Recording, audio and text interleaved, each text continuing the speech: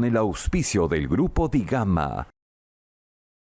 Hola, bienvenidos a Rumbo Minero. Mi nombre es César Campos, junto a nuestro gran productor Miguel Zavala vamos a estar en la conducción de este programa. Bien, y una semana en la que tenemos expectativas aún alimentadas después del discurso de la presidenta Dina Boluarte para saber cómo irá la economía en el entorno de la minería, porque es importante salir un poco del enfoque que nos ha dado el ministro Rómulo Mucho respecto a los proyectos Brownfield, que son los de reposición, para ver si tenemos alguna esperanza de ver los proyectos Greenfield, es decir, los nuevos proyectos mineros que tienen que salir adelante.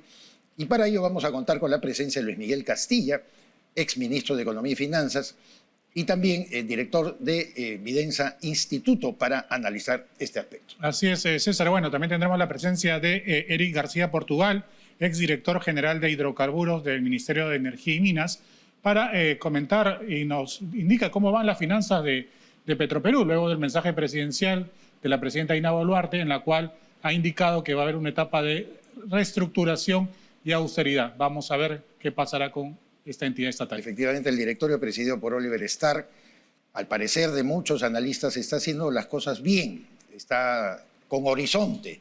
Por primera vez después de muchos años vemos en Petroperú quizás alguna posibilidad de que esa reestructuración llegue a buen puerto.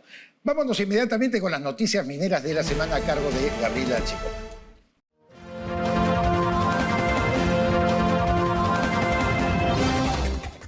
Estas son las principales noticias mineras de la semana.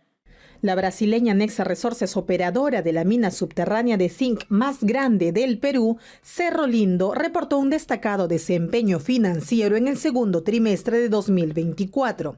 Los ingresos netos alcanzaron los $736 millones, un aumento del 17% en comparación con el mismo periodo del año anterior, impulsados por los precios elevados del zinc y mayores volúmenes de ventas. El vicepresidente y gerente general de Bear Creek Mining, Andrés Franco, afirmó que el proyecto Corani en Puno tiene como aspecto clave el lograr que la mayoría de sus actividades se realicen con proveedores peruanos. Además, Franco afirmó que actualmente están evaluando el escenario de los proveedores del país y van a invitarlos a participar en una exposición donde también les detallarán lo que requieren para el trabajo a realizarse en la zona ubicada alrededor de los 5.000 metros sobre el nivel del mar. El jefe del gabinete de asesores del Ministerio de Energía y Minas, Antonio Mendoza, indicó que tienen el compromiso y el objetivo de madurar y sacar adelante los 51 proyectos mineros que tienen en cartera, los cuales se engloban una inversión de $54.556 millones. En ese sentido, a fin de viabilizarlos, reveló que en el MINEM se está trabajando mejoras a la normativa ambiental, minera y social. Gracias a Gabriela Chicoma por las principales noticias mineras de la semana. Lo habíamos anunciado, ya se encuentra en nuestro estudio el exministro de Economía y Finanzas, el doctor Luis Miguel Castilla, que también es director del Instituto Vidensa. Con él vamos a hablar acerca de los impactos que ha tenido los anuncios en temas económicos de la señora presidenta Dina Boluarte el 28 de julio sobre la minería. Miguel, siempre un gusto recibirte aquí. Encantado, César. Bueno, el panorama, la verdad, deja mucho que desear, y tú lo has escrito constantemente en el diario Gestión, que te seguimos tan cercanamente.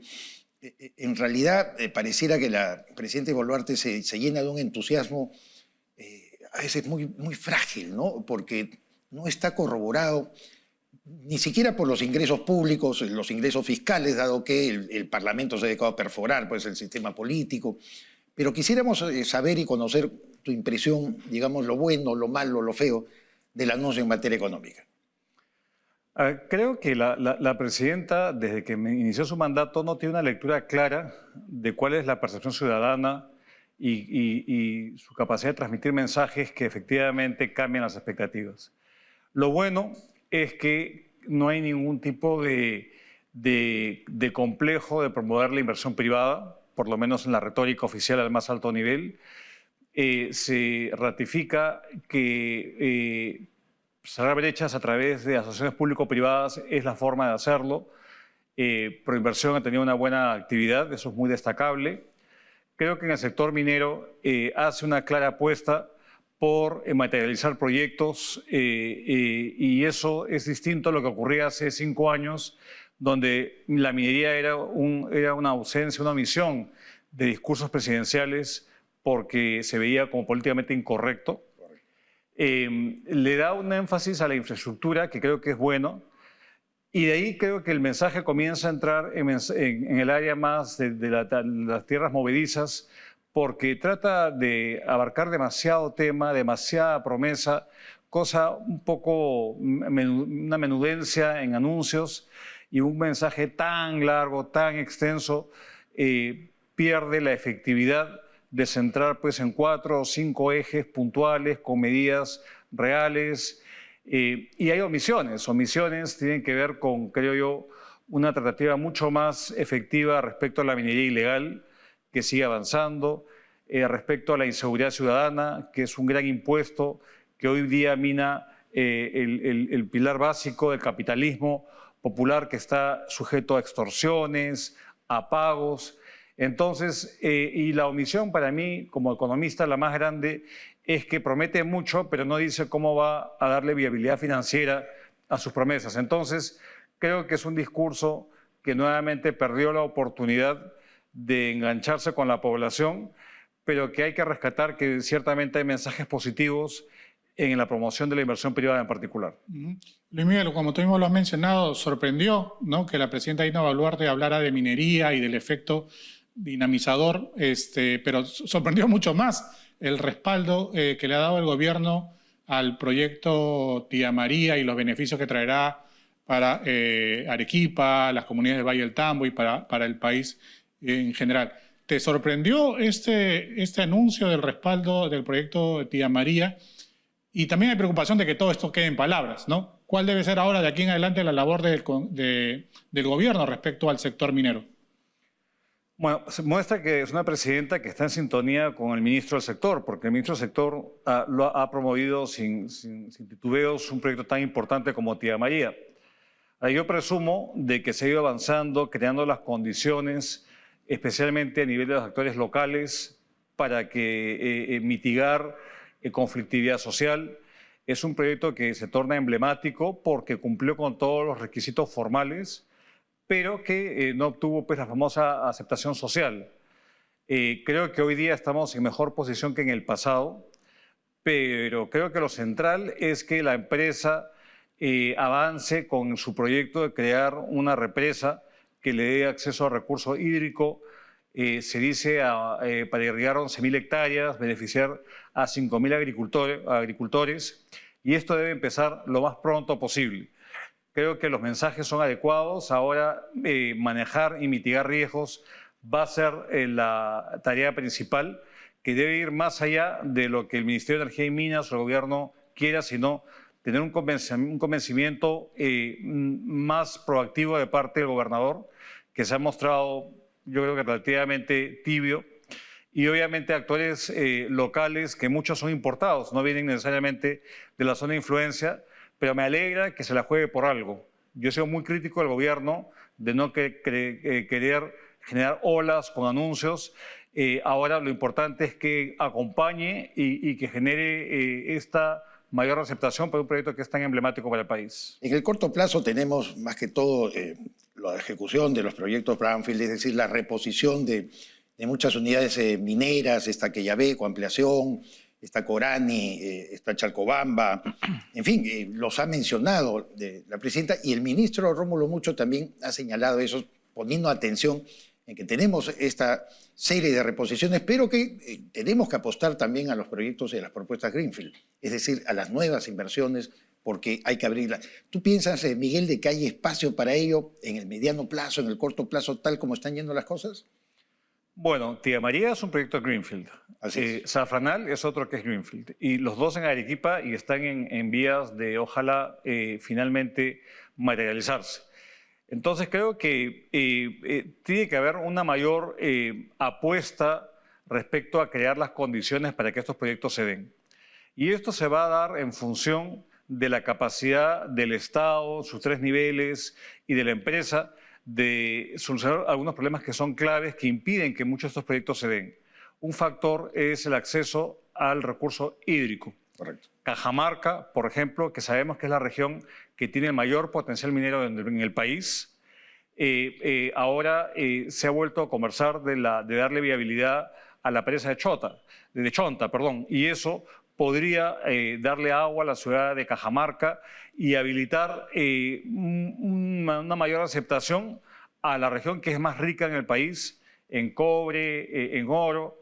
Entonces creo que va a depender de la capacidad estatal de justamente cerrar estas brechas y como se dice coloquialmente, callarle la boca a aquellos que enarbolan banderas contrarias a la explotación racional de nuestros recursos naturales, encarando estas falencias y esta falta de agua para justamente viabilizar muchos proyectos greenfield, porque el potencial es enorme, pero va a depender de esa efectividad de la acción público-privada para viabilizar proyectos y conseguir la famosa aceptación social.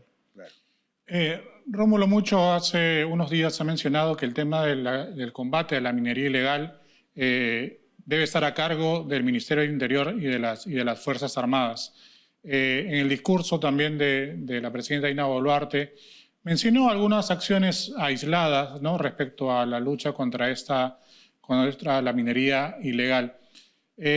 ¿Esperabas más en el discurso de que mencionara alguna estrategia ya concreta sobre combatir la minería ilegal? ¿Y qué podríamos aportar, ¿no? O sea, es decir, al no haber un plan del gobierno claro para ese combate como lo hay contra el narcotráfico, ¿se deben ya de una vez poner una estrategia sobre la mesa de combate a la minería ilegal? Sin duda, Miguel, y tiene los elementos, y me sorprende que la presidenta no lo haya mencionado. Por ejemplo, una parte importante tiene que ver con saber distinguir la minería ilegal de la pequeña minería, la artesanal, que existe de épocas milenarias y que va a seguir operando. Y en este sentido, procurar un esfuerzo de formalización que prescinda obviamente del reinfo, sino que construya sobre una política más moderna de incentivos. Y un factor que es esencial en esta lucha contra la minería ilegal que no ha sido mencionada y que urge es que la competencia de fiscalización de la pequeña minería, que después deviene muchas veces en ilegal, recae en gobiernos regionales principalmente. Uno habla con el Ministerio de Energía y Minas y dice, no, eso no depende de mí, depende de los gobiernos regionales. Entonces, creo que un debate respecto a las competencias de ese nivel de gobierno se torna fundamental para no solamente fiscalizar las áreas de extracción, sino toda la cadena, incluidas las plantas de beneficio, donde está el eslabón más complejo de la actividad ilícita vinculada a la minería. Entonces, creo que es fundamental tener una visión integral respecto a ello, no solamente el garrote, la interdicción o la participación de las Fuerzas Armadas, sino una tarea mucho más efectiva de ver quién es competente en qué y qué cosas fortalecer, mirando toda la cadena, o como bien dice la Sociedad Nacional de Minería, la trazabilidad del oro ilegal es fundamental encararlo para tener políticas más efectivas y luchar contra este flagelo. Un error metodológico en el discurso de la presidenta Boluarte fue justamente colocar en el mismo contexto la promoción de la nueva ley, ¿no es cierto?, para la pequeña minería, para la minería artesanal, conjuntamente con una mención, por supuesto, con un saludo a la bandera, al combate de la minería ilegal. Y eso genera precisamente confusión dentro de la lógica que tú nos estás explicando. Concuerdo plenamente, porque ese es un capítulo que merituaba un abordaje mayor, y una cosa es luchar contra ilícitos, y ahí es la fuerza del imperio de la ley. Correcto. Y otra cosa es viabilizar una actividad que debe ser formalizada y que existe hace muchos años, es milenaria en el país. Y eso requiere obviamente un cambio, una estrategia distinta y procurar no solamente incentivos, sino mayor presencia estatal y nuevamente configurar que este proyecto de ley que ha presentado el Ejecutivo puede ser una punta de lanza para lograr avances reales y no este mal uso del reinfo, que lo que ha sido es darle un velo de legalidad a actividades que depredan el ambiente y que tienen pues una connotación social y económica perversa para el país en el largo plazo. Miguel, como siempre es muy grato tenerte en Rumbo Minero, se quedan muchas preguntas más, pero Gracias a Dios contamos siempre con tu amable participación y podemos seguir sobre todo conversando ya en la evolución que vayamos viendo de los impactos económicos en la minería en lo que resta del año. Muchísimas gracias. Muy amables. Miguel Castilla, ministro de Economía y Finanzas, estuvo con nosotros. Él también, y lo recuerdo, es director de Vidensa Instituto. Vámonos con Gabriela Chicomi, más información sobre Expomina. Muchas gracias. Expomina Perú, del 11 al 13 de septiembre del 2024, será presidido por Luis Rivera, vicepresidente ejecutivo de Goldfish Las Américas. Destaque su marca a través de los distintos auspicios que ofrecemos en Expomina Perú. Oportunidad de networking, participación en actividades exclusivas, promoción en medios de comunicación, entre otros importantes beneficios. Para mayor información, visite nuestra web www.expominaperú.com.